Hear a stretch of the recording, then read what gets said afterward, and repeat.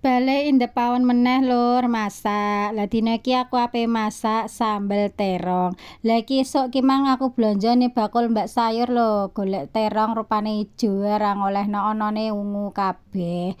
Lah terong ki dina ya regane wis larang lur, sitok cilik niki mang lho regane 2.000. Lah terong iki mang terus tak oceki, terus tak kethoki dadi loro, tak kethoki cilik-cilik neh, engko nek mangan ben ora kloloten, terus tak umbah resik, terus tak goreng nganti kecoklatan kaya ngene iki lho, nek wis mateng terus tak entas.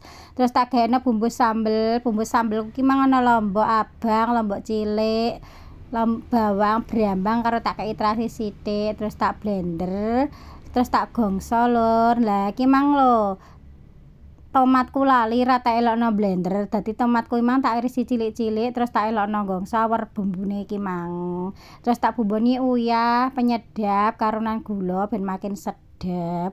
Kok ngono terus tak cemplungno terongku sing bar tak goreng ki mang lho lur. Lah nek terong ki gandengane alih ben makin sedep. Lah kok ngono terus tak ulet-ulet ben rata kabeh karo sambele. Nah nek wis rata kabeh, wis mateng, wis siap dientas dipateni kompore. Ngene iki lho sambel terong dicampuri ale, cocoke dipangan karo sego jagung, lawohe nduk dadar karo tempe goreng.